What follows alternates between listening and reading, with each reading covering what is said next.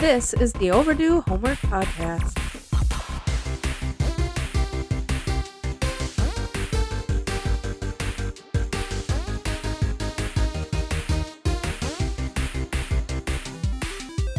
Welcome to the show. That's Trav. I'm Drew. And I'm Trav. This is the Overdue Homework Podcast, and as always, we are here to give you our opinions on 80s and 90s media. Did you know that you can email us, Trav? What? Yes. What is that email, you ask? Podcast at overduehomework.com. .com. It's just that easy. It is that easy. So seriously, email us. Email us. I haven't done this in a few episodes, but you YouTubers that are watching this, make sure you're liking, make sure you're subscribing, make sure you're commenting, and make sure you're telling your loved ones about this podcast so that they will watch it and listen to it as well. You like it, they'll like it. Obviously. You just tell them, I tried it, and I liked it. And I liked it. All right, Trav. Do you want to hit me with those socials? Socials, Facebook, Instagram, at Overdue Homework Podcast. Thank you, Trav. How are you doing? I'm doing very, very well, Drew. Good. Weather is not so bad today. We both have the day off. Yes. We're going to do a little Nintendo gaming after the recording session. That's pretty fun. I can't wait to do that. It's pretty fun. It's pretty fun. But yeah, no complaints over here. Excited to get into this little podcast. How are you doing, Drew? I'm doing really good. Like you said, it's a day off from the old 9-to-5er, which is always a good thing. It's fun to record these during the day under like no pressure at all whatsoever. Pressure. It just would take time and do what you want to do type of thing. So I decided, I was like, I'm going to talk about this. Then I'm like, I'm not going to talk about this. And now here we are. And now I'm like, I'm going to talk about this. But then I was like, I'm not going to talk about it. So I've been going back and forth about this since you got here. But I think I'm going to talk about it. All right. I started therapy. Oh, really? Yes, I started therapy. A couple of weeks in. It's been good. Good. And I wish I would have done it earlier. Good. So to all of those people out there that are wondering whether or not they should start therapy, just do it. Just do it. Just do it. So I know a few people who have done that and been very happy that they've done that. So far, so good. So far, so good. Susan, I know you're a listener. I did tell her about the podcast, and she's like, oh, that's very interesting. I didn't ask her to listen or anything. Yeah. And she never said that she did listen, so I hope you did, Susan, and you're watching this right now, so. I'm going to guess yes. Yeah. Yes. She's the one that caused all those downloads, right? Yep. All right, Trav, with all of that out of the way, I used an article from ScreenRant.com by Jake D., who has contributed to our podcast on numerous occasions, so thank you very much, Jake. And, of course, our homework review for this week is Ace Ventura, When Nature Calls, from 1995. And that's right, folks, Ace Ventura, Pet Detective came out in 1994. Yeah. So, I mean, this movie was pumped on out, trying to capitalize on some major success of that first one. Yep. So, Trav, with all of that out of the way, it's a rather short intro showcase today for those YouTubers. It is. That's the way it goes. Sorry, YouTubers. You got to go listen to the podcast. Yeah, download that episode. Download that episode. Even if you don't listen to it, just download it. Download it. So I guess we'll say, see you later, dear YouTuber. Like, subscribe, smash those buttons. You know how to do it. So, bye-bye. Back to the podcast. Back to it. Like I said, Ace Ventura, When Nature Calls, from 1995. Directed by Steve Odekirk. I said it right this time. Most famously, Kung Pao, Enter the Fist, writer, director, starring Thumb Nation. We talked about this a little bit. Yep. Thumb Wars, The Phantom Cuticle, Bat Thumb, both aired on Cartoon Network. Of course, this movie was written by Steve Odekirk, based on characters by Jack Bernstein, produced by James G. Robinson, starring the amazing Jim Carrey as Ace Ventura, Ian McNeice as Fulton Greenwald, Simon Callow as Vincent Cadby, Maynard Isaiah as Prince Odu, Bob Gunton as Burton Quinn, Sophie Okondo as the Wachati Princess, Tommy Davidson as Tiny Warrior. It doesn't even look like Tommy Davidson in the movie. No. It doesn't look like him at all. No. I'm assuming Tommy Davidson got this role because of Jim and him being on In Living Color together. Sure. That's what I'm guessing. I mean, why not, right? Yeah, makes sense. Cinematography by Donald E. Thorin, edited by Malcolm Campbell, distributed by Warner Brothers. It was released in November 8th, 1995. That was its big release day. And then the rest of the nation was November 10th, 1995, at a budget of $30 million and a box office of $212.4 million. Not too bad for a comedy sequel. In 1995. That blows my mind that it's that much money. Yeah. And of course, that's a $500 million movie in 2026. 464.1 to be exact. NBD. No big deal. Thank you, U.S. inflation calculator. Trav, with all of that, I feel like I'm forgetting something. Am I forgetting anything, Trav? I don't think Okay. so. With all of that out of the way, Trav, should we break it down? Let's break it down. Let's break it down, Trav. As always, though, not as always, as of late, we're gonna hit we're gonna hit up some facts right off the bat here. So, When Nature Calls grossed nearly double the amount of its predecessor, which is pretty insane. Just the sequel in general grossing double, with more than $212 million internationally against a $30 million budget. The original earned roughly $107 million on a $15 million budget. Sure. So pretty comparable, like 3X or whatever. Jim Carrey was contractually obligated to make the sequel. Really? This is why this is his only sequel he's ever made. Oh, he was contractually obligated to make it. That's crazy. According to co-star Simon Callow, Jim Carrey had very little interest in reprising the role. Oh, man, that's nuts. The only reason he agreed to make the film is that he had that contractual obligation. Sure. Interesting. Despite his reticence, Morgan Creek Entertainment attempted to persuade Carrey to make several more Ace Ventura movies, to which he declined because there's not been a single another Ace Ventura movie. Yep. Once When Nature Calls wrapped, Carrey realized he couldn't spend the rest of his career playing this one character. Until Dumb and Dumber 2, this was the only franchise. So Dumb and Dumber 2, this was the only franchise to have Carrey make a sequel of it. Damn.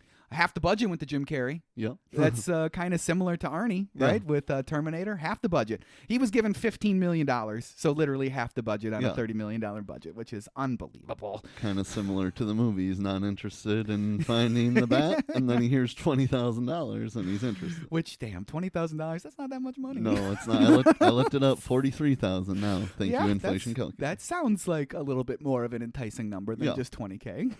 The original director was replaced after filming began. When the film began production, Celtic Pride director, which would be a fun one to do, Dan Aykroyd and Marlon Wayans. Celtic Pride, that'd be a fun one. I think it's Marlon Wayans. No, Dan Aykroyd and Marv from Daniel Stern. Daniel Stern, thank you. I think that's what it is. Dan Aykroyd and Daniel Stern. I think I remember even talking about that movie while we did the Home Alone episode. I think we did. We might have mentioned it. Maybe, possibly. So the original director was sacked, and Carrey had permission to handpick the director of his choosing to oversee the sequel. So he swapped the original for longtime friend and collaborator Steve Odekirk, of course, who wrote for Carrey on the TV series In Living Color and consulted on Ace Ventura: Pet Detective. Sure. Another person that wanted to direct was Spike Jonze. Oh, okay. That would have been kind of cool, right? Yeah. I mean, he was really famous for those music videos at the time in the 90s, so that would have been really cool. Like the Beastie Boys' Sabotage and Weezer's Buddy Holly, both epic videos that are very memorable. You know, he would later to go on, and then he later went on and directed the Beastie Boys documentary. So with that knowledge, that when Carrey found out that Spike Jonze wanted to direct it, he regretted not letting him direct because it's Spike Jonze. So it's pretty much.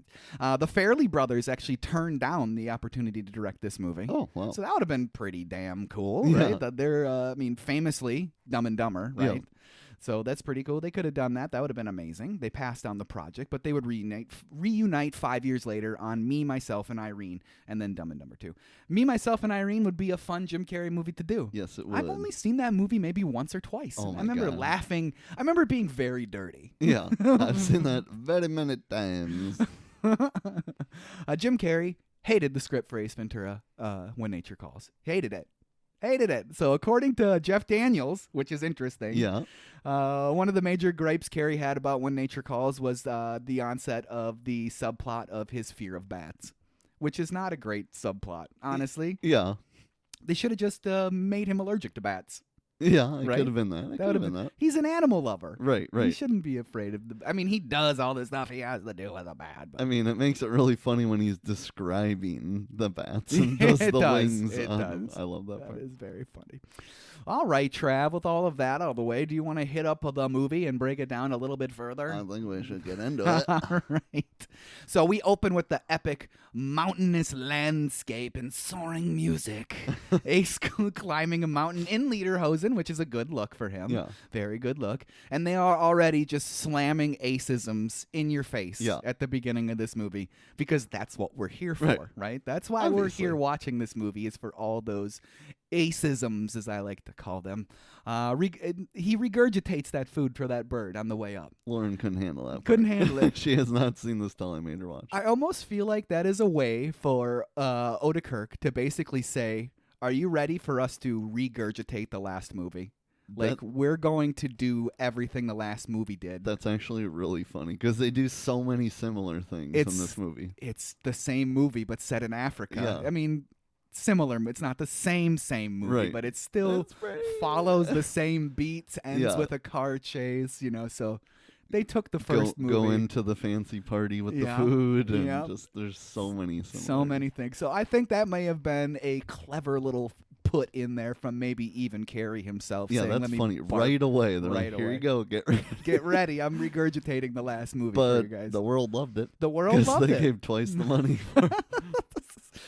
So it all culminates in this raccoon rescue, right? Yeah. It's very funny how they're like, we got everybody off the plane. What about the animal cargo? Yeah. It's just a raccoon, dude. It's just a raccoon, dude.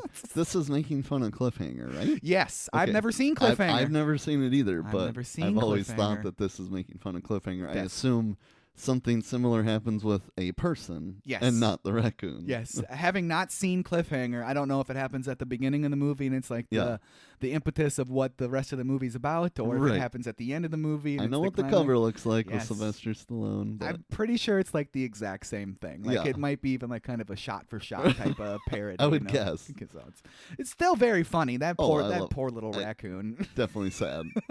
Funny that that's how he ends up, though. Yes. Where he ends up. Yeah, the raccoon dies, so he decides to become a monk because it was really, really tough, I guess, on him. So, yep, a monk. He's going to be a monk. So flash forward days? Days, yeah. Years? Don't know. Probably months. Months. They seem pretty irritated. Yes. Maybe not years. Yeah, not longer, years. Longer than days. Yes. Somewhere from weeks to months. Wouldn't it have been funnier if it would have said like 3 days later?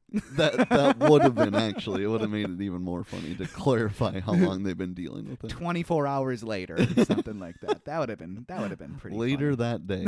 Later that day would have been the best. It just says at the bottom, later that day. Yeah. They all hate him immediately. Immediately.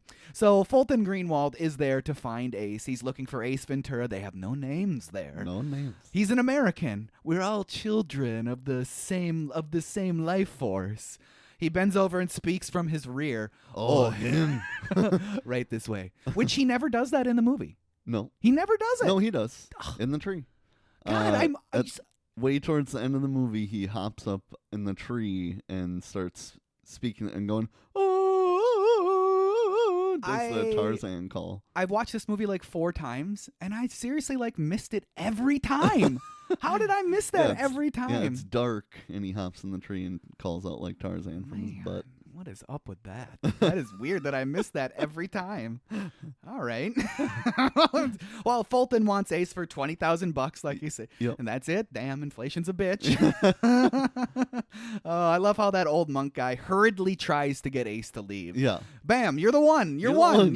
You just achieved it. Here, have my medallion. It took you 80 years to get this. That's okay. I don't like it anymore. I don't like it anymore. Very funny. Oh, it's funny. Turns out everybody is happy to see Ace leave. Break it to them gently. So the dude that runs through the group of them in his underwear probably should have been bare-assed, right? Probably should have been bare-assed. I mean, PG-13. PG-13, which this is You could have almost given this a PG. Besides, That's what I thought when I told Lauren, and she said she hadn't seen it. I'm like, but it's PG, and then I looked it up. It's PG-13. It's pretty borderline. It's borderline, but the masturbation scene probably puts it over the top, right? That's what I think of for putting it over the top. Probably put it over the top. That's for sure. Trav. But there is one more thing he must do before they go. It's a slinky down all those steps. I love that so my much. God, his reaction at the end. Oh, so close. He's like, care if I do it one more time? Sure, we'll just do everything you want to do. So far, we're like 20 minutes into this movie. It's still very funny. Oh, yeah. I'm into it. Yeah. Very much so into it. Ace is Ace. Everything, even though he seems more annoying in this movie. Does he not? Like, the annoying level goes up? Like, he's more of an asshole to people? He's more of an asshole to people, Yeah. definitely. It's ramped up It's almost a little like bit. he's pissed that he's still Ace, so he's taking it out on people. It's true. I mean, especially like the animal calls on the plane. Yeah. Right in his ear. Yeah. It's fucking hilarious. I love it, yeah. Yuck. Oh my God. And what was with the penis joke? She says peanuts. Yeah. If you watch her mouth, you can see that when she says the word, her tongue makes it look like she's saying it with a lisp. Yeah, yeah. But they must have had to re-record the audio because they couldn't say penis. Yeah, because then the joke doesn't really work. It doesn't work. And he's eating sunflower seeds. Yes, and he's eating sunflower seeds. Which They're not I peanuts. think is funny to play on the first movie Yes. with the ashtray situation. He does and put it on the his same tongue. exact thing. But why say peanuts and act like she's saying penis, or there's any confusion when there isn't? I don't know. But like you said, her lips and mouth look as though she says it different. She says it with a lisp. Is what it looks like to me, at least. So then that joke works. Yeah. Because she would say penis. Yeah. You want penis? Yeah. It's large should and have been bulky. I consider it a carry-on. Yeah. I would hope you would consider it a carry-on. There's no checking that bag there, Ace. That wasn't funny at all. Maybe if you should throw penis in there, then it's gonna be rated R. I don't know why they decided to change that. There must have been some note from some producer or some exec that was like, I don't like that. Yeah, we can make fun of a lot of things, but not somebody with a lisp. So we're gonna cut that out. My daughter has a lisp, and she's gonna see this movie. There's no lisps. No lisps. So we are off to the Wachati tribe. Right? Is that how you say it? Wachati. Yeah, Wachati tribe in Africa. For some reason, it sounded really goofy in my head when I said it. Okay, we're in Africa. Ace and Fulton's off-road trip is absurd, correct? It's ridiculous. It's absurd. But that's what makes it work, right? Obviously. That's what makes it work. I love how when they're originally on the highway, he's bouncing around. Yeah, I'm like, it's what just is going on? And then they show the road. It's smooth sailing. That's a really, really good gig. The Chitty Chitty Bang Bang song was an ad-lib. Dude, I laugh so hard whenever he does that. Very funny. The end of that when he's just so fast screaming it into his face. It's a complete ad-lib because apparently Jim forgot his lines, and so he just sang Chitty Chitty Bang Bang. Oh my and God. then what was his name? Ian McNeil? Was like able to keep it straight face, so they kept it in the movie. It works very, very well. It's very, very funny. So the parking job, unbelievable. Hilarious. Absolutely unbelievable. Yeah. Very cartoony, very Looney Tunes-ish, very Animaniacs-ish type of thing. Very, very funny. Just I really, so he really could love say, that. like a glove Like again. A glove. We meet Vincent, and he's riding that horse. When Ace gives Vincent that spank with the riding crop, That's one of my favorite parts of the movie. Just winds up and lays it on him. And the fact that Vincent played it like Cadby played it like it didn't affect him hardly is hilarious. He doesn't scream about it and just moves on with his life. Oh, really, funny. You really didn't seem love to that. hurt that much when you did it to the horse. And then Ace breaks Vincent down like he's wont to do because he's a detective. Yep. Which comes back later in the movie, right? It's because it's the best one, right? It's the best one. Yep. The best one, I should say, is the pee-pee stain on Vincent's pants because he's a one shake man. Far too busy for the follow-up jiggle. We get the lowdown on the Wachati. We get the Wachutu. They hate each other, but there's an arranged marriage happening, and it's going to unite the tribes. But their demigod bat buddy has been stolen. So there's your plot, right? Yeah, That's there the it whole is. thing. That's the whole thing. That's where Ace comes in. And if they don't get the bat back, they're going to kill each other. Yep, they're going to fight They're going to just, for some reason or another. There's no other way around this. And like you said, they move into a dinner party, much like the last movie. Yeah. And this is some of the funniest parts of the movies in this 5-minute segment in this dinner party, especially the asparagus in the mouth and when he shoots those little berries out of his nose. Yeah. Oh my God, that's hilarious. And Every then he time. tosses all the food back on the plates. I love it. It made me laugh every time. Do I have something in my teeth? Oh my God. And then when they walk away from that table, he's just like touching everybody's food. Everyone's food just to be an asshole. Very, very funny. Burton Quinn is there, the warden from Shawshank Redemption. Have you seen Shawshank? Nope. You should see I really own think it, but I have not seen you need to see it. He's the warden in Shawshank, and that's the only movie I ever think of this actor as or in. When I see his face, I just think of him as the warden in Shawshank, and I hear him say, "What about you, fuzzy britches?" every time. I don't know why. He's got that crow, which comes back to play in the movie a little bit. Yeah. Even though it's a red herring, he's a red herring is what it is. The Monopoly guy is hilarious and ridiculous. Ridiculous. Absolute. Thanks for the free parking. The way he punches him out is so funny. Oh my God, it's unbelievable. Done. Just push, and then the guy just like turns his head. Yeah. And then falls into Ace's arms. Oh my God, Jim really tosses that guy around. He does. I mean, he must weigh all of 110 pounds. Yeah. He's a very slight man, Very. so that's probably why he is who he is. Do not pass go. Do not collect $200.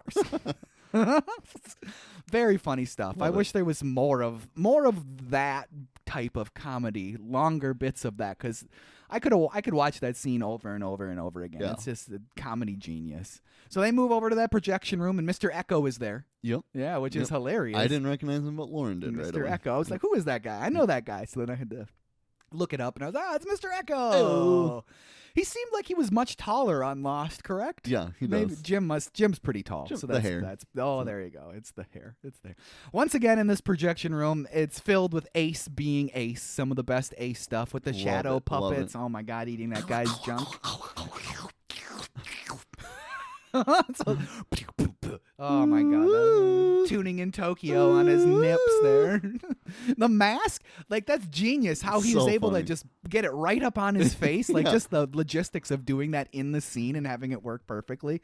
Hi ho, Silver! Oh my God. You gotta wonder how many times it took to get through that. There's no way the other people were not laughing at Jim doing that. Agreed. Oh my God. I like to believe that Jim was able to hit it on the He first could hit it, every time. but First everyone take. else, no. Every time, but not everybody else. I like that.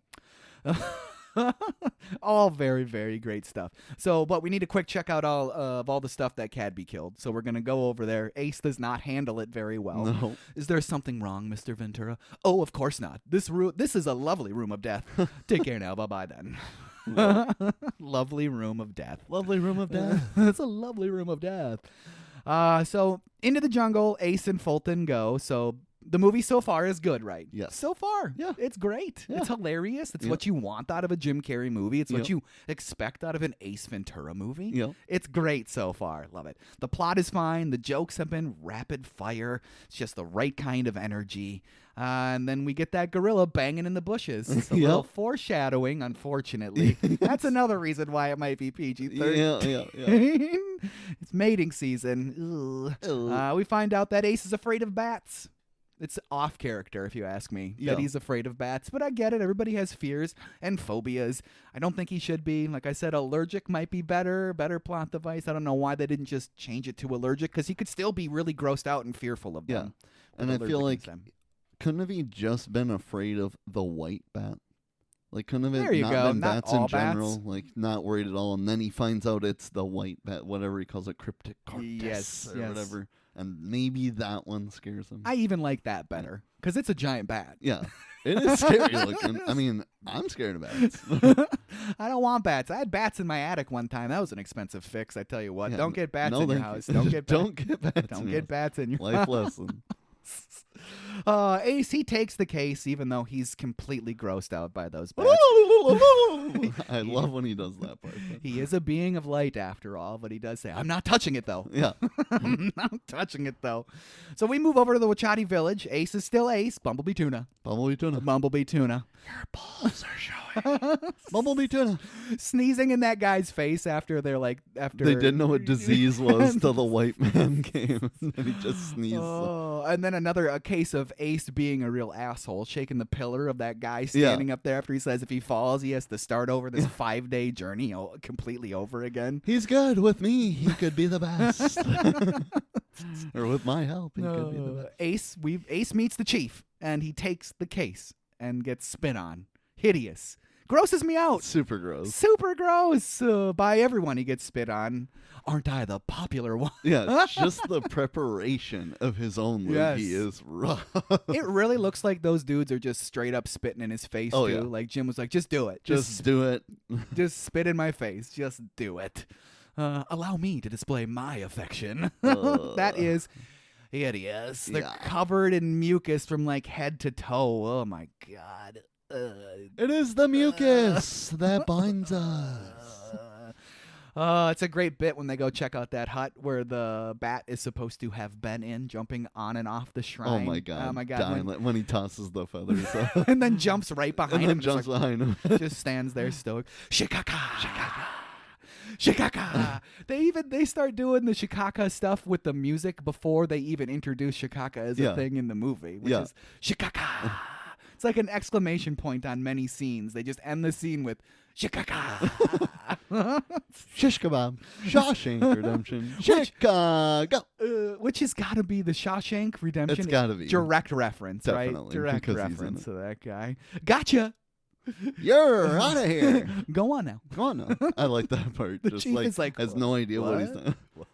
Which the chief is obviously a Hawaiian or Samoan man. He is not African at all. Obviously. He's a big dude. He's a big dude. He's a very big dude. He's the leader. Yes, you can tell he's the leader. So that night, Ace eats the food off the poop plate. Yeah. For the longest time, I thought the food was poop. Exactly. It's the plate. As a kid, I always thought it was the paste that was the guano. Yes, I did. Which it could still be. It could still be. They be. use guano for everything. They do. So it could be. But yeah, it's the plate. It's the plate. Yeah. Because that's the only way the joke later with the bowl. Yeah, with the bowl, which is even funnier for sure. That spit. Like the whole set. That spit take he does, you can see the Wachati princess, like, she covers her face real quick. Oh, sure. So she was probably just about to break on. Yeah, definitely. The poop plate, though. Maybe, you know what? I'm going to go with it's both. They're eating poop food and poop plate. Guano. That sounds familiar. We do meet our love interest in this scene as well. Yeah. I miss Courtney Cox, honestly. I wish she would have reprised a role in this movie. Yeah. I miss Courtney Cox. Lauren did say she loves the first one more because of Courtney Cox. Yes, she does. The supporting cast of characters in the first one is better, I think. Definitely is a little bit better. Do you have $1? So back in the bat tent, and Ace has some investigating to do. I better dust the place. He dusts the place. Oh, he dusts the place somehow, and still has dust left. That still has dust left, and all he had is that little container, little tiny thing. Totally clean, not one damn clue, except for that crow feather. Yeah, then he finally thinks to flip that thing over. Yeah, oh my God, feather. just shaking all of that stuff out of his hair. It's just everywhere, absolutely. Ah, boy. But quick, over to the Wachati princess and Ace. She is into Ace. He is into her.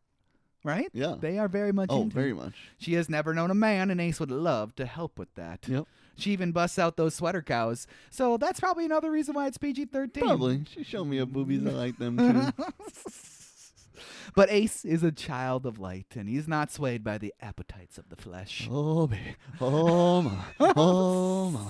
Oh, my. Oh! When he walks in, it's so funny. That sausage shot at the beginning of that scene gets the point across. Yes, it does. He gets busted while busting. He gets busted while busting. That's pretty gross. He was just practicing his mantra. Yeah. Give me about 10 more minutes. Only time his hair's messed up in the whole movie. Yep. Other than when somebody messes it up. Yeah, other than the White Devil. He's in the Rhino. It's pretty messed up, too. That's right. That's but still, that's like the only time. That's the only time. So they're going to go investigate the cave now since Ace has taken care of his business. Yeah. Everything looks fine, and that's a big load off his mind. It's a direct reference to the last scene, unfortunately. Ace goes into the cave, but not without protest, because he's afraid of bats. Yeah. Thank you very much for the torch, Helpy Helperson. But the medallion! I will fear no living creature as long as this is near me. Proceeds to throw it. Chucks it. That's okay. All I need is my torch. Proceeds to throw it. Great bit. That's just a great bit of like classic comedy, Laurel and Hardy, Three Stooges type of stuff. Just some silly, goofy comedy. I love that stuff. Ace found another crow feather. When? I have no idea, but he pulled it out of his pocket. He found it. He definitely found it. So it's got to be Quinn. The red herring continues. Yep. Secret Agent Man montage. I love me a montage, so I'm fine with it. Ace is a master of disguise, yet doesn't wear a single disguise in this montage. Simply acts like the animals. Is it funny? I mean, I think it's funny. But it is funny. He thinks he's blending in. That makes it funny, right? He's so convinced that his acting as these animals is all he needs. Him eating with the lions is hilarious to me every time. It really, really is. And then the parasailing behind Quinn's car. He did not notice. Didn't notice. Didn't notice. That's all right. It's okay. It's funny. It's funny. It's okay. All for the bit, right? All for the bit. But this simply leads us to the most memorable and famous bit from the movie. I'm just a curious little rhino. Peak cinema. Peak cinema, right? Absolute peak cinema. Man, it gets hot in those rhinos.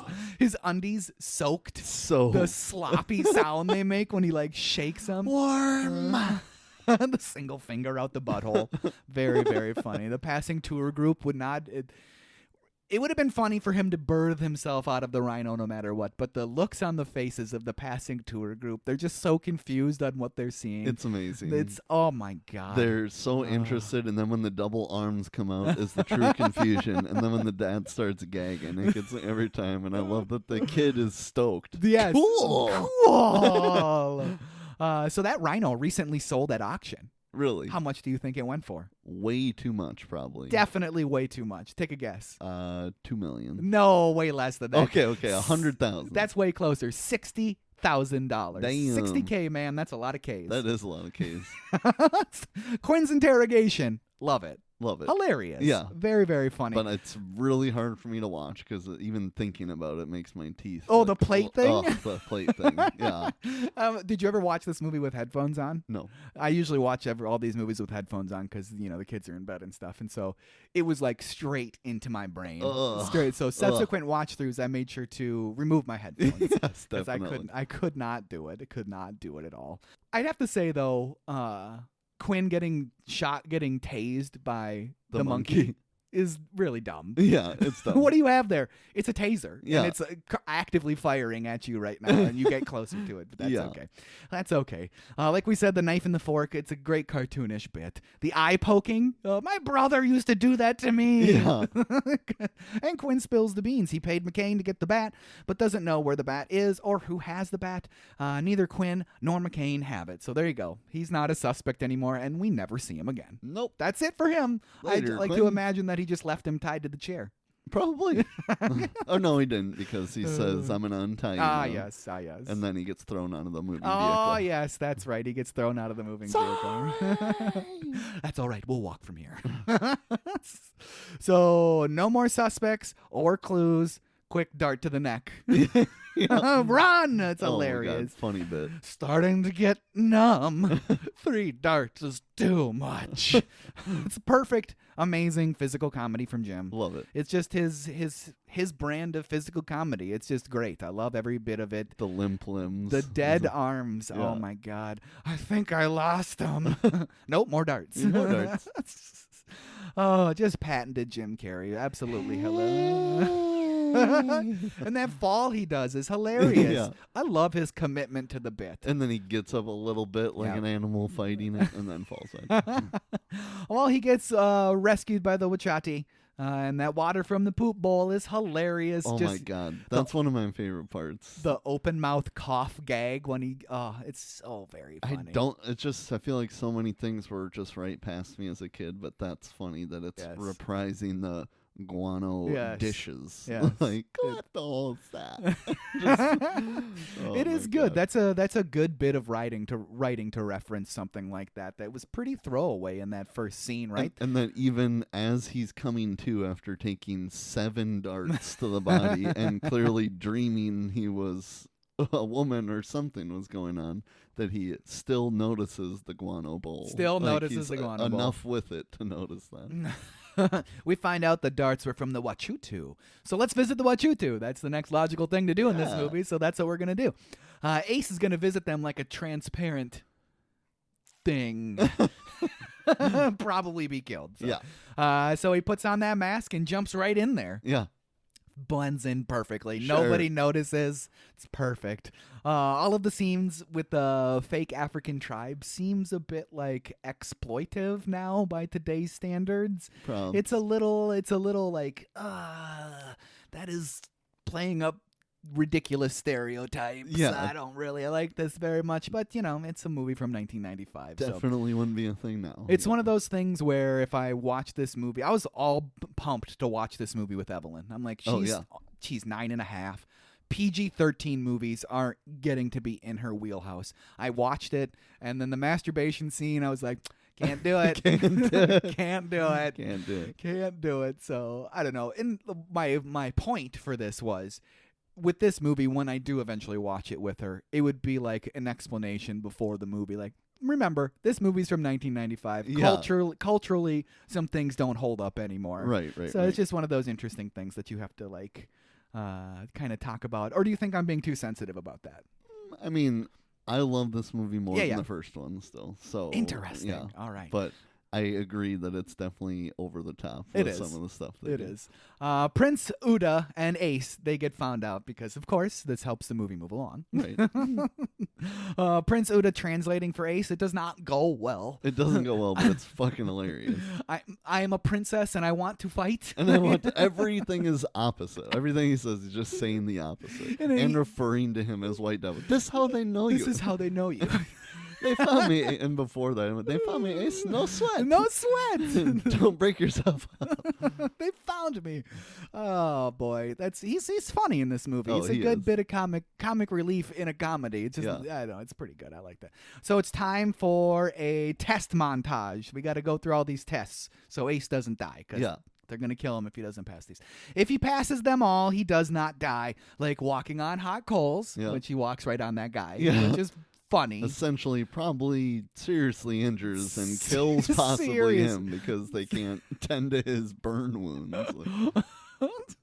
And then the log rolling. Yeah. Which, log rolling? I thought that was a lumberjack thing, but maybe they log roll in Africa. I don't know. Yes, just so they could show his powder white butt and spank it. It is funny how he pulls that thing off and just that loincloth and just snaps him in the ass with it. That is very, very funny. The fake surgery, psychic surgery as some people call it. Yeah. Reaching down that guy's throat is a gross out factor of about 10. Rough. And it's a very convincing rubber mask. It is. I'm like, oh my God. And when he smacks his elbow in there. Pounding his elbow down that guy's throat, pulling out an apple core. Mad props to that actor to let Jim Carrey actually jam his fingers in his mouth at the beginning of that scene, because that was real. He did that. Yeah. It's pretty gross. Oh, boy. That was pretty gross. And then he forcibly pushes out that baby, shoots it across the room. Shoots it across the room. It's a very long umbilical cord. Very long. Very, very long umbilical cord. So now it's time for a fight in the Circle of Death. It's not a good thing if you're going to the Circle of Death to fight somebody. Not a good. With Tommy Davidson. Yay, Tommy Davidson. It doesn't even look like him. That makeup really disguises him. It doesn't look like Tommy Davidson at all. It doesn't look, not at all. I have to beat him. And then, like Popeye. He does that a couple of times. I must tell you, I do not wish to fight you. Well, too bad, Ace. Too bad. What did you think of him getting grabbed by the mouth and and dragged across the ground. It hurts watching. It hurts watching. He must have been laying on something to get that effect, and they hit it very, very well. They did. I don't like the idea of a stranger reaching into my mouth and grabbing me by the upper teeth. No, I don't like that idea. Not at all. Especially, no. I suppose if you're getting paid $15 million to do a movie, you're like, okay. For $15 million, especially from a tribe where the only way to get clean is just like water. Yes. There is nothing else. And they make stuff out of poop. Yeah. So maybe keep your hands out of my mouth. Yeah, keep your guano hands out of my mouth, please. Oh, like we said, he gets that hair like the white devil. Nobody messes with the dew. They did. So Ace continues to get his ass beat. Oh, yeah. I like that the beating is in tune with the music. I love it. Which is funny, especially the drums when he's getting his head banged off the drums. Spears to the thigh. Peak comedy. Peak. And then the cherry on top is when Uda throws the other spear to him. Yeah. It hits him in the other leg. The other leg. And Ace brings it on himself. He's like, I have the reflexes of a cat and the speed of a mongoose. Come on, throw it. They do. They do. The first one is hilarious. The second one is even funnier. Comedic gold. Yeah. Comedic. It's in the bone. It's in the bone. And they love it. They love it. This is why he lives. This is why he lives. He makes them laugh. No blood either. No which blood. Is also funny. Right into those thighs. Straight to the bone. Pulls it out. No blood. Straight to the bone. But he's saved because he's a comedic genius, so we love that. Yeah. He's got to get that bat back, or else he's dead, and they will attack the Wachati. And one final dart to the butt for good measure, as they're saying goodbye. Yeah. One final. The darts are different. This is a pivotal part of the movie. The darts are different. So that means who shot him up first was not from the Wachutu tribe. Who could it be? Who could it be now? It's the Australian. Who could it be now? It was the Australian. It was one of the other poachers we saw at the beginning in the slideshow. That's all we know. The guy's name is Gaji. He was raised by, what did they say? In Australia, he was raised by Aboriginals. Yeah. And so, interesting. All right. Okay, that's what we're going for. He is most memorable as an actor for me in Mad Max Road Warrior and Mad Max Beyond Thunderdome. So he's in both of those movies. He plays this weird, like really gross, tall and skinny guy, kind of like he plays in this movie. But that's what I think of him. Every time I see that guy's face, I'm like, oh, Mad Max. I know I've seen him in something, but I've never seen Mad Max. I looked at him. We should do the first Road Warrior, especially. So there's 3 Mad Max movies. There's Mad Max Road Warrior, and Mad Max Beyond Thunderdome. Most people have only seen Road Warrior and Thunderdome because the first Mad Max is like an Australia-only release, and it's a very, very young Mel Gibson.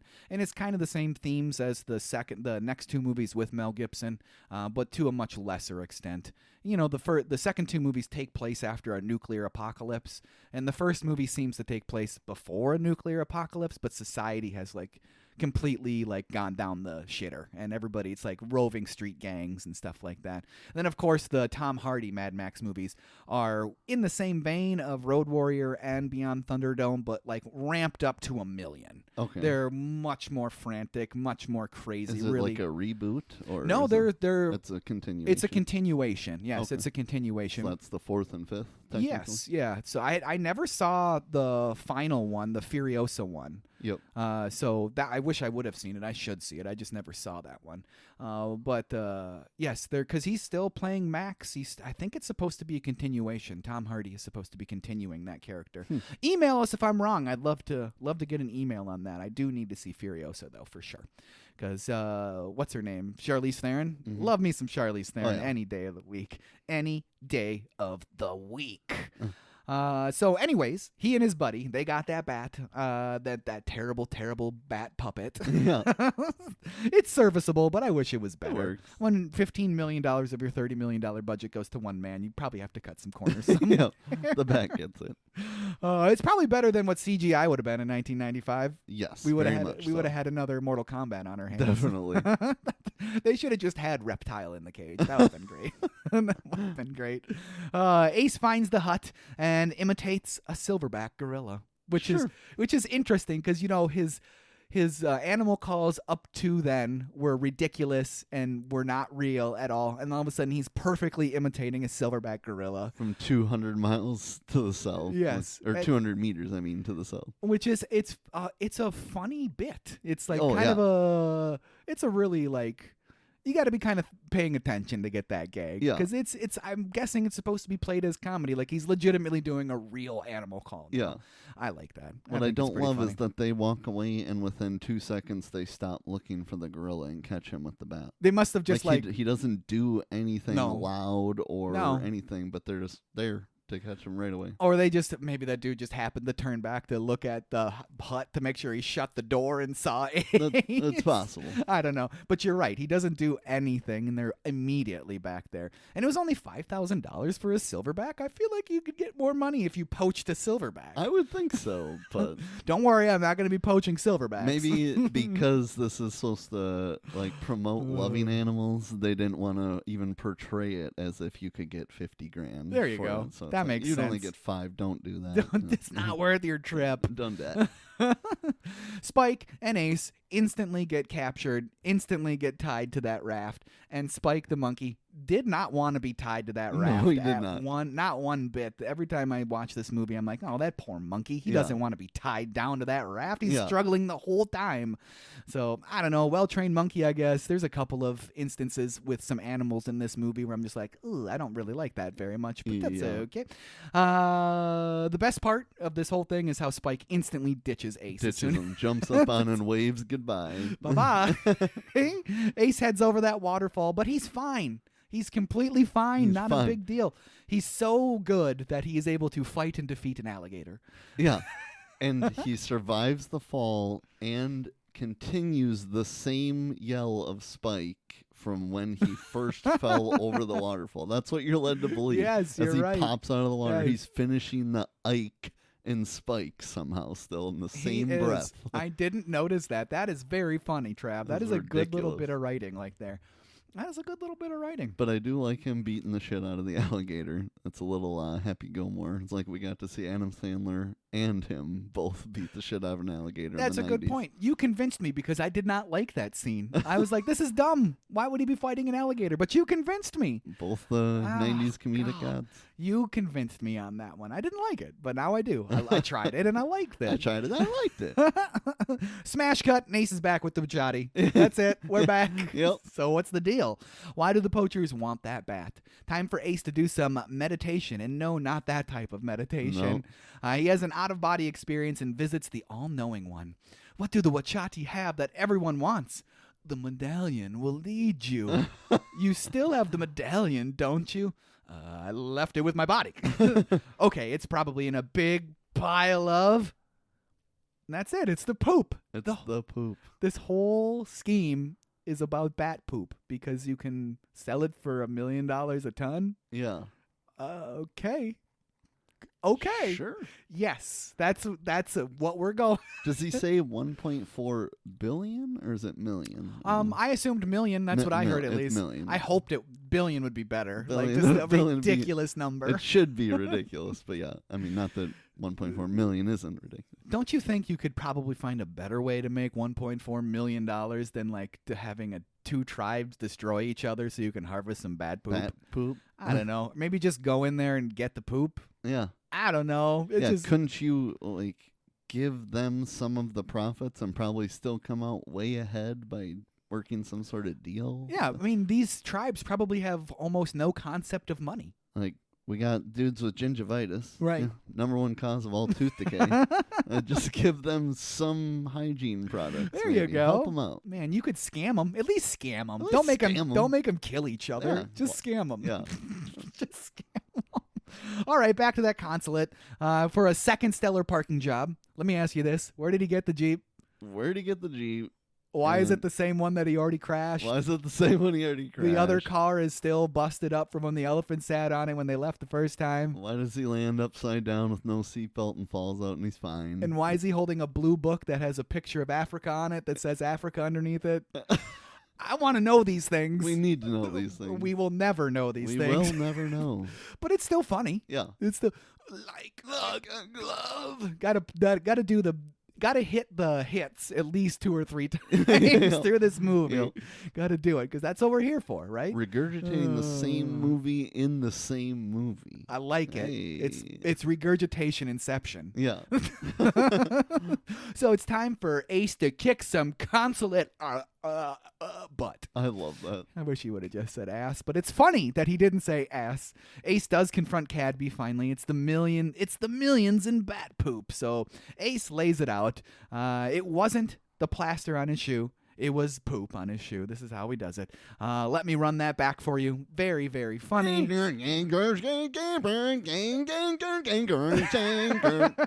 It looks like Jim almost breaks when he does that. He does when he says it the second Yes, time. After he does the breaks. rewind and he's screaming at him a second time, you can tell he almost breaks. He almost breaks. Because he's laughing at himself, I feel like, for making through it that perfectly. Yes, it was perfect. It was so good. The day of redemption is at hand. Of course it is. Very good, Mr. Ventura. Very good. Ace was hired as an alibi. So not only are we doing this all for millions of dollars worth of bat poop, but he's got so convoluted in his plan.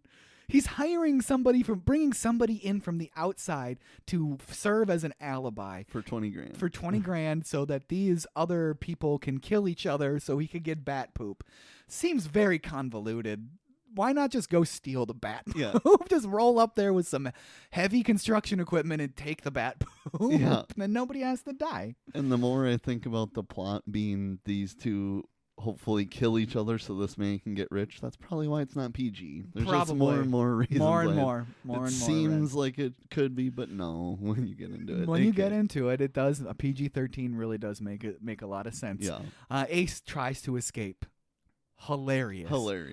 Greenwald, hit the lights. The switch on the wall beside you. Go for it. Flick it, quick.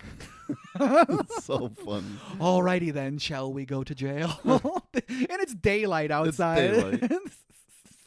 Greenwald, hit the lights. The way he does it. The switch on the wall beside you. Go for it. Just crawling around down the floor.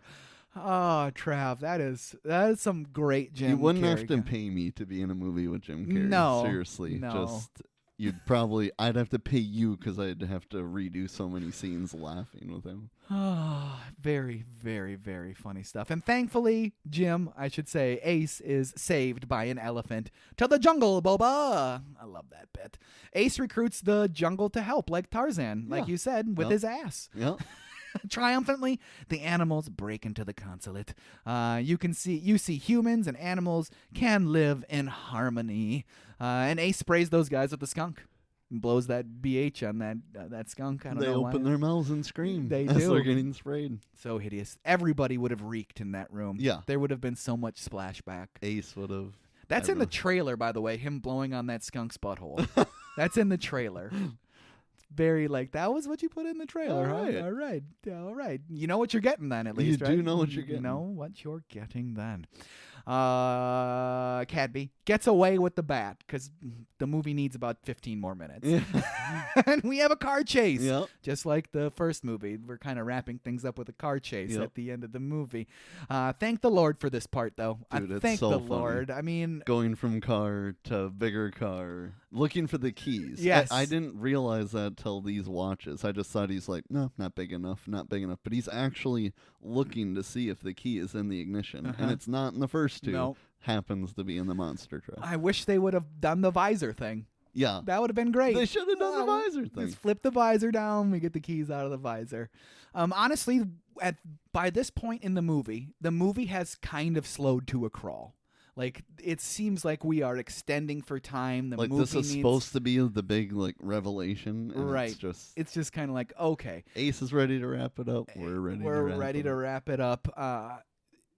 This really gets me re-engaged for the last 10 minutes of this movie. Yeah. Because who does not love a monster truck? Oh my God. I mean, monster trucks, with right? Jim driving. And he does a little bit of Fire Marshal Bill while he's in the cab, which is hilarious. Which I didn't know that character till my coworker told me about it. Shout out to Tim. Fire Showed Marshal. me the pictures of Fire Marshal Bill. I would not have pegged Tim as an in living color guy. Oh, he loves Jim Carrey. Oh, well, that makes sense In then. high school, he said he was obsessed with Ace Ventura, and people said he did a really good impression. I can see that. He became called Ace in high school. Oh, I can see him doing a very good Ace Ventura impression. Yeah. He kind of has a similar look to He does, Jim. he Like it does. would all fit together. Yeah.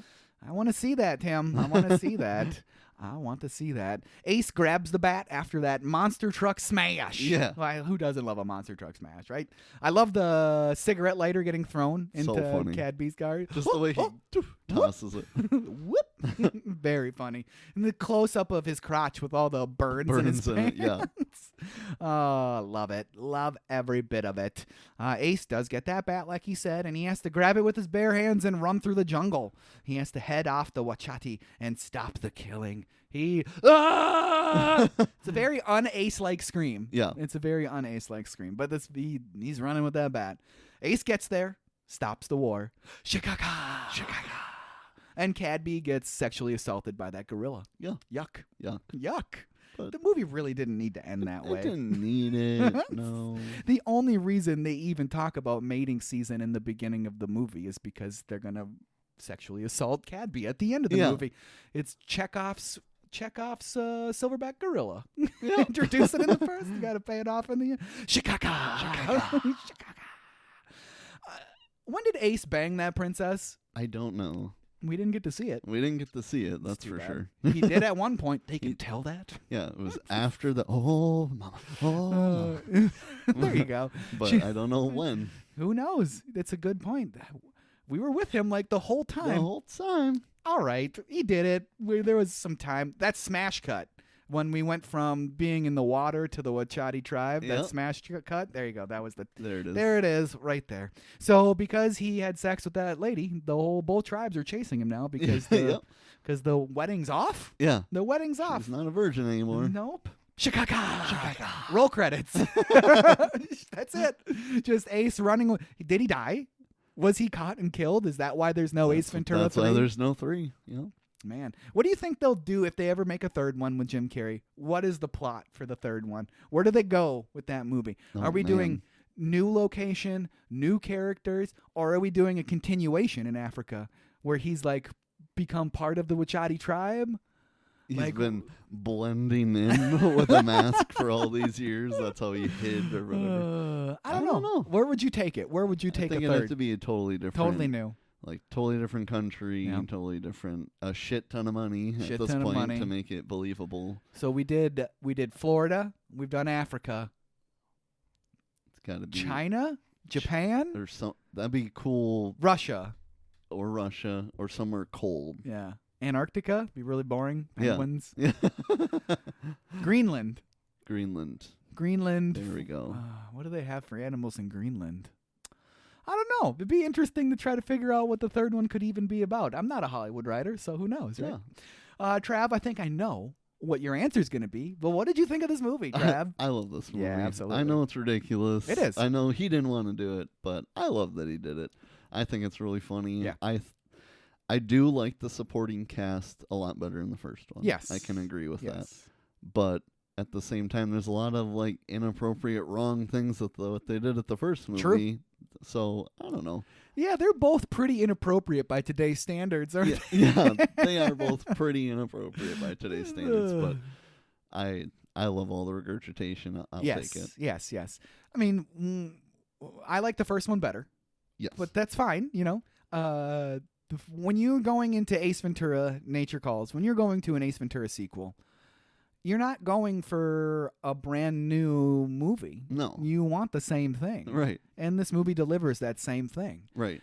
Do they kind of lean on old bits and gags? Yes, but that's what you're looking for in this movie. Right. So it works completely fine. It's a funny movie. I still wonder what was this contract that got him to contractually have to do the second one, but he didn't want to do the Right. Like he signed for extra money in the first one with the if it meets this expectation, we're gonna do a second one. And he didn't think it would get to that point, or I don't. So of the 94 Jim Carrey trilogy, Yep. Ace Ventura was the first one, right? Yep. So it went Ace Ventura, Dumb and Dumber, then The Mask were those 3 movies that were released throughout the year. And I think Ace Ventura, I don't know this for a fact. This is just my hypothesis on why he was contractually obligated. It was like his first big major movie deal, right? So they're like, we want to sign you to a 2-movie deal. Oh, okay. And he probably jumped all over it because he's like, this might be my only shot. Right. I'll make 1 movie. I'm guaranteed but then to make he hit another. 3 bangers. Yes. Boom, boom, boom. Yes. Which was The Mask and Dumb and Dumber were both bigger than Ace Ventura. Yep. So by that point, he's probably like, I don't want to revisit this character. I don't have to revisit this character. I'm a Right. Hollywood titan now. Right. I only make $20 million a movie, basically. So I don't know. That would be my guess, as it was a contract signed for the first movie. But it is interesting that Jim has little interest in reprising roles. I get it. If you're an actor's actor, you want to challenge yourself with a new role. Why revisit roles you've already done? Been there, done that, right? I know you know this. Tim has told me this multiple times that that Jim has said in interviews that, like, when he was growing up and he would just do impressions, everyone loved his impressions, and they would ask him to do that. Then he would stop and just do something else, and they're like, "Who's that?" He's like, "That's just me." And they would, "No, do this guy, do this guy." Interesting. And that would kind of annoy him. Yeah. So that's probably why he doesn't like to reprise shit. He knows he's super funny, and he can switch it up. He doesn't want to do the same shit over and over again. Even though we love it. Yeah, that makes a lot of sense. That's a good window into his logic behind this stuff, into his mind. That's a good window. Nuts so like in a just over 1 year span, he was a part of 4 comedies that grossed over $1 billion back then. Yes. So, I mean, just insane. I wonder, man. Yeah, if you go from 94 to 95, I bet you're probably close to $2 billion in box office in 94 and 95. And if you stretch it another year or so and add Liar Liar and the other ones in there, what a Hollywood... a shit ton of movies. When you really lay it out like that, what a Hollywood titan. Yeah. Is there anybody like that now? Right. Chalamet? Maybe. He's kind of hit a colder spot, though. I haven't seen him. Well, I guess, didn't he? He's doing the Dunes. He's doing the Dunes. The third Dune comes out this year. And his last movie was the ping pong one, right? Yeah, Marty Supreme. Yep. I never saw Marty Supreme. Never saw it. I should see it, though. It's less about ping pong, I guess, and more about that guy and him being a big-time weirdo. But this movie is great, and once Evelyn's a little bit older, I can't wait to show it to her. I can't wait for Cameron to be a little bit older so I can show it to him. Kristen had no interest in watching this with me. Sure, I was like, come on, it's Ace Ventura. It's Ace Ventura. No, thank you, she says. No, thank you. But that's okay. That's okay. Anything else about Ace Ventura you want to talk about, Trev? I don't think so.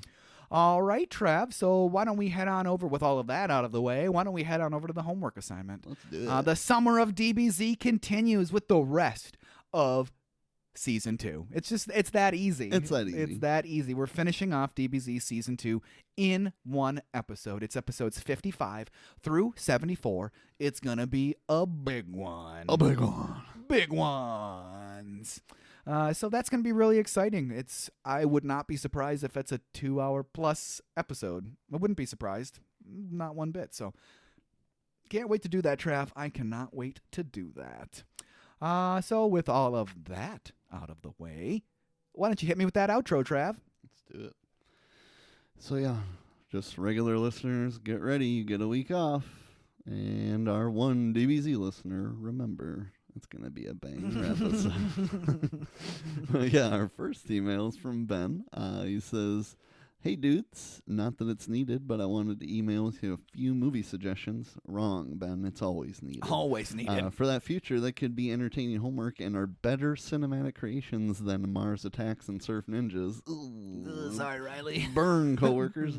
No particular order. Harley Davidson and the Marlboro Man. Don't know what that is. Neither Drew or I have any idea. I want to know who's even in that movie. Yeah, so that's interesting. It's, true homework.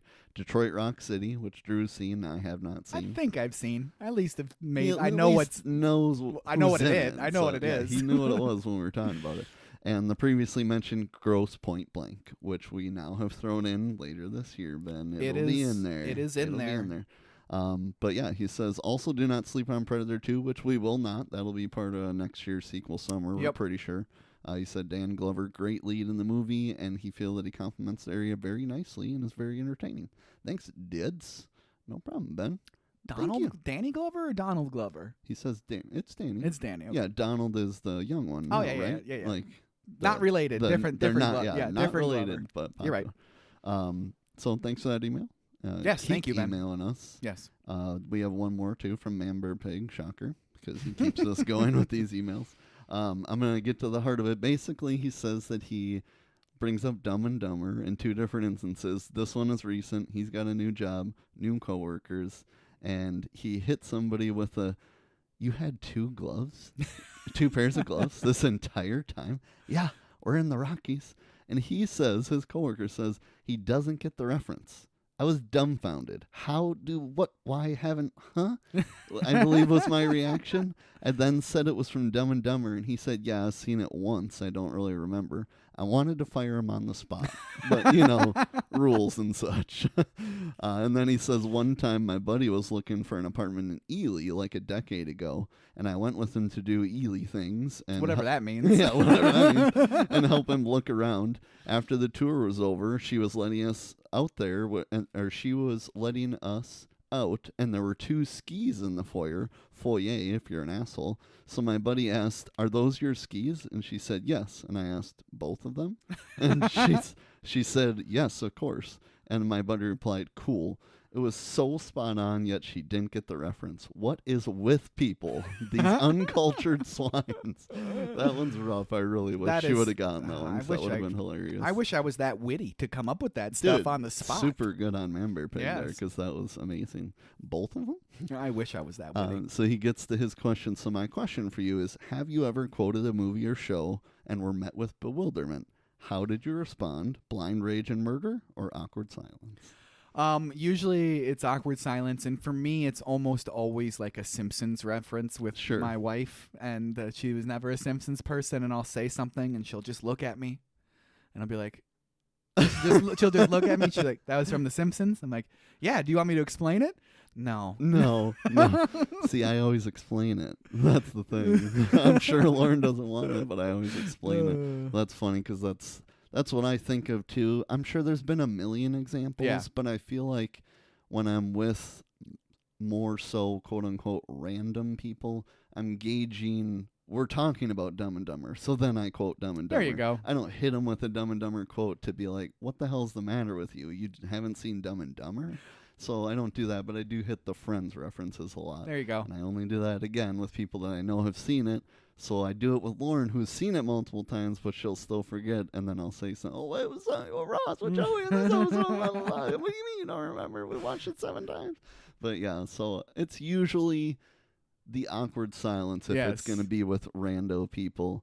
And then if it's with Lauren, it's bewilderment, blind rage. I don't murder her, but I do go into the explanation right away of what episode it is I'm talking about. I used to do that with those various Simpson references, just immediately go into the explanation. Yeah. But then I started seeing like the glazed over look on Kristen's face, and I'm just like, you know what? I'll just ask. See, it usually still leads to us laughing about the actual moment I'm talking about. I suppose so there is no glazed over Lauren look. I suppose maybe if Kristen was into The Simpsons and had watched The Simpsons, it probably would change things. Probably would change things. So thank you for that. He also says, also, did you see they are putting out another remake of Metal Gear Solid? I assume he's talking about Collection 2.